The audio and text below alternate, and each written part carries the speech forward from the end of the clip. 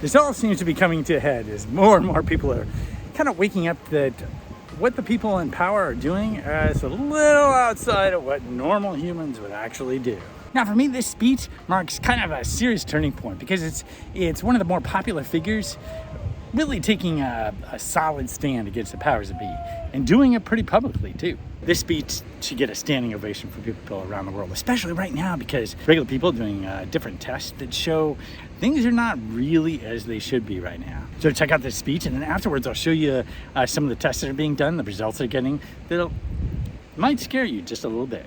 Critics of my view will say, we have to accept limits to growth. Fine, accept them. Personally, abandon your position of planet-devouring wealthy privilege. Join an ascetic order. Graze with the cattle. Stop driving, for that matter. Get on your bike instead in your three-piece business suit. In the winter, save the planet with your own choices, but quit demanding that the rest of us blindly follow your diktats. Quit demonizing and castigating us merely because we don't just happily cede to you all the extant power. We're not evil just because we don't believe that you are omniscient. We do not believe, finally, and most absolutely, that your declared emergency and the panic you sow because of it means that you should now be ceded all necessary authority. Leave us alone, to prosper or not, as a result of our own choices, as a result of our own actions, in the exercise of our own requisite and irreducible responsibility. Leave us alone or reap the whirlwind and watch the terrible destruction of what you purport to save in consequence. Now, parts of what Jordan Peterson is talking about remind me a bit of natural law. Man doesn't make these laws I'm talking about. The creator of the universe set these laws into motion, put them into effect, and they bind you. You and I are bound by these laws, whether we like it or not, whether we accept it or not, whether we understand it or not. They're in effect, and you are already creating the reality that we are experiencing based upon interaction with these unseen laws. Already. You're already doing it. Now, all of this for me is a reminder that we're all on this planet equal to each other. And it's not like the people with the most money should suddenly get all this power and make decisions for the rest of the planet as a whole. Yet when you look at the decisions being made, it doesn't take long before regular citizens go ahead and make some tests, and you realize the results should scare you quite a bit. They did ocean measurements, this group, and they're finding via air, drop from the air, microplastics, polymers, and other things like this that were in the mix, in the soup, that are in the oceans, and they're in the top layer. And they are blocking light off the plankton now. And that 80 to 90% of the world's plankton reserves in the oceans are dying. Guys, without plankton, there is no oxygen. There is no life as we know it. You don't geo-engineer in the oceans to die off and not produce oxygen if you are a species that breathes oxygen. There are many who are basically seeing where the actions of large governments and corporations, the results are opposite of the name given. So when they say they're trying to save the planet, the opposite is they're actually destroying it. Yet it's also important to realize that those in power aren't really in power.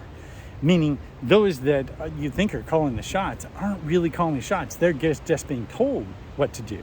And everybody's being compartmentalized, which is why when anybody attempts to solve these larger problems, they get grounded by ignorance. That is the nature of the secrecy. It actually is so tightly held that a case like this could go to court and you could go to discovery and you get nothing. This, by the way, is why most FOIA, Freedom of Information Act requests, result in nothing, because the receiving FOIA officer cannot penetrate an unacknowledged special access project. Right. Okay. They're unacknowledged, meaning that nobody outside that project is allowed to know that it even exists. The good news is it seems like more and more people are waking up.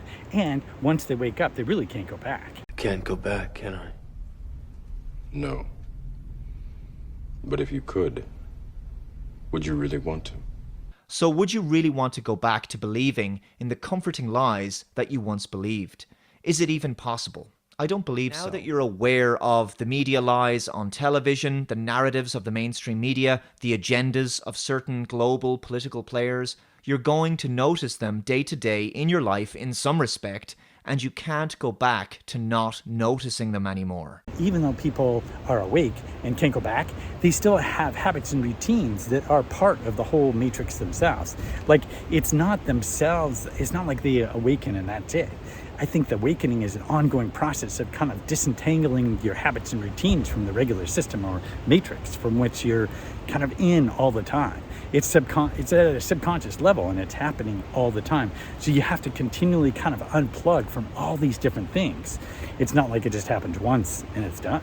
for me, it seems like we each have a moral responsibility to kind of like spread the ideas that got you to be free, or ideas that support ongoing freedom, so that it makes it easier to disentangle at a subconscious level. And so when you come across something, it's so imperative to basically spread it, but not only spread the ideas, but also kind of develop your own voice, and so that you can kind of not only spread, but strengthen what's there by contributing your own ideas within the messages that are out there, just contributing your own unique spin or your own perspective, so that it gravitates to more and more people from a different angle.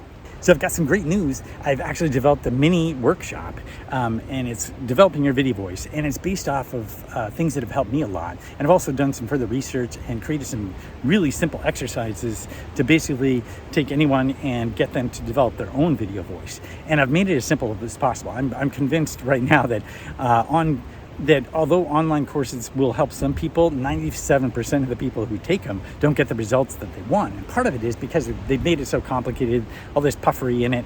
And so what I've done is design a workshop that's as simple as possible and great exercises that can get you through. For my subscribers, I've introduced it at a very low price, and I'll be actually updating it on a regular basis as I find different exercises and test them and put them into the workshop itself. And I'll kind of do some Q&A from my perspective.